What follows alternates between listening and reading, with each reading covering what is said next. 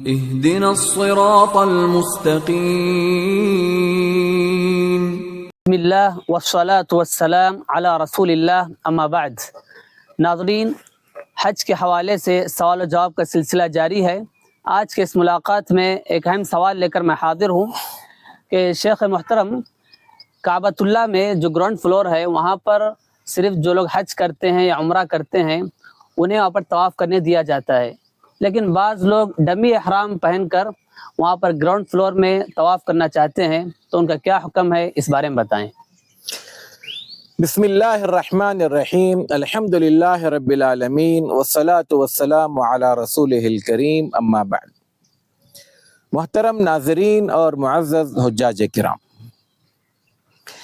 آج کل جب سے سعودی حکومت نے اور خاص کر مسجد حرام مکہ مکرمہ کی انتظامیہ نے یہ رول بنایا، یہ اصول بنایا کہ گراؤنڈ فلور پر صرف خواتین جائے گی یا پھر مردوں میں وہ لوگ جائیں گے جو احرام پہنے ہوئے ہیں یعنی عمرہ کر رہے ہیں،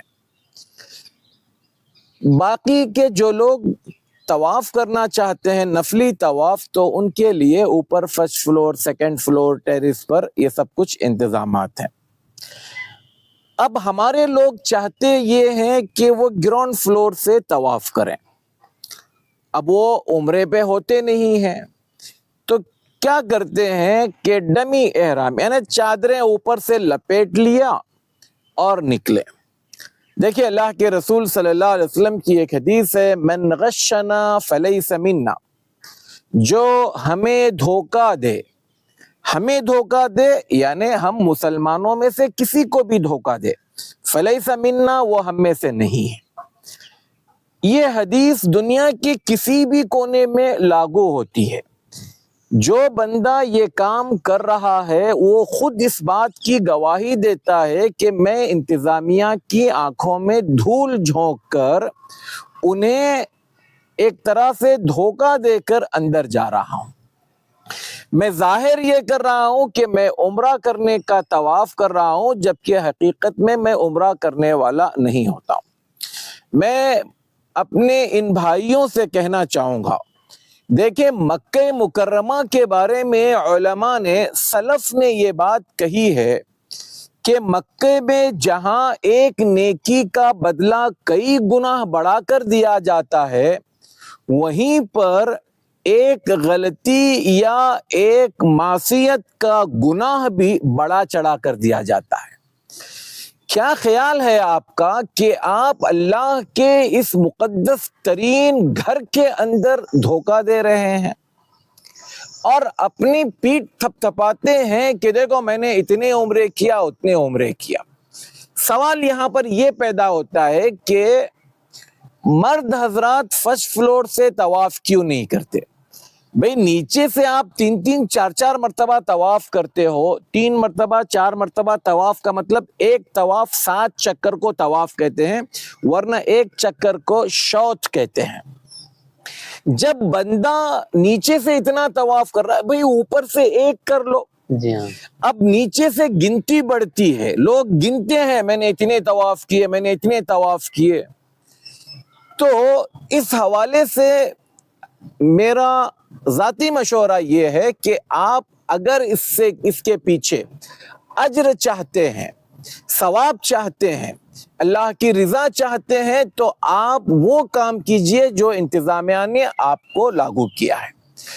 دیکھیں میری ماں، بہن، بیٹی، بیوی، اگر ان کے لیے موقع ہے کہ وہ طواف کریں اور جو لوگ عمرہ کرنے کے لیے آئے ہیں میں ان کے لیے جگہ چھوڑ دوں، ایک اچھی نیت سے میں اگر وہاں کو چھوڑ کر گراؤنڈ فلور کر اوپر جاؤں، جو تکلیف ہوگی مجھے ہوگی، جو کچھ تھکان ہوگی وہ مجھے ہوگی، میں برداشت کر لوں گا، تو ایسی صورت میں سمجھتا ہوں وہ بندہ زیادہ اجر پائے گا۔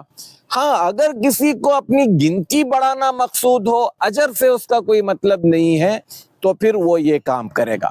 ایک حدیث ہے، اللہ کے رسول صلی اللہ علیہ وسلم فرماتے ہیں، من ترک شیئا للہ عوضہ اللہ خیرا منہا، جو بندہ اللہ کے خاطر، اللہ کے رضا کے خاطر اللہ کے مخلوق کو راحت پہنچانے کے خاطر کوئی چیز چھوڑ دیتا ہے تو اللہ تعالیٰ اس سے بہتر بدلہ اس کو عطا کرتا ہے۔ لہٰذا اگر آپ کو طواف کرنا ہے دن میں بھلے ایک کریں، اچھا ایک چیز اور بھی، آپ اوپر سے کرو گے تو زیادہ قدم آپ کے بڑھیں گے، جتنا وقت نیچے لگ رہا ہے اس کا ہو سکتا ہے اوپر آپ کو ڈبل وقت لگے گا، تو ثواب بھی آپ کو اتنا ہی ملے گا۔ آپ کا جذبہ دیکھا جاتا ہے، آپ کی نیت دیکھی جاتی ہے۔ جس کام کی شروعات دھوکے سے ہو تو میں سمجھتا ہوں حرم مکی کے اندر تو کم از کم یہ نہیں ہونا چاہیے۔ لہٰذا ہمارے نوجوان خاص کر جو ہٹے کٹے ہیں، چل سکتے ہیں، انہیں اوپر سے طواف کرنا چاہیے۔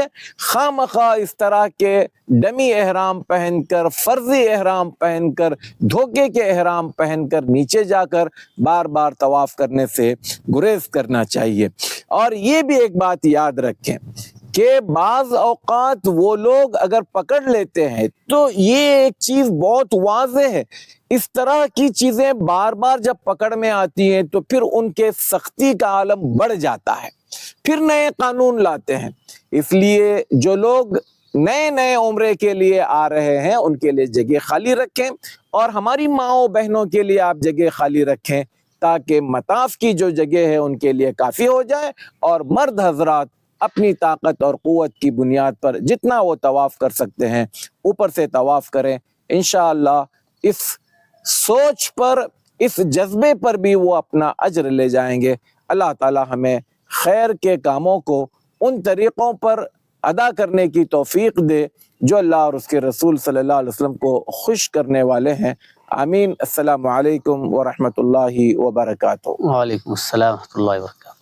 کہ صراط مستقیم کا جو چینل ہے ماشاءاللہ معتبر ہے، میں نے بھی اس کی کئی کلپ سنی، بہت دلائل دیتے ہیں، بہت تفصیل کے ساتھ مسئلے کی وضاحت کرتے ہیں، اس لیے مجھے یہ چینل پسند آیا۔ میں آپ سے بھی ریکمینڈ کروں گا، سفارش کروں گا کہ آپ بھی اس چینل سے فائدہ اٹھائیے۔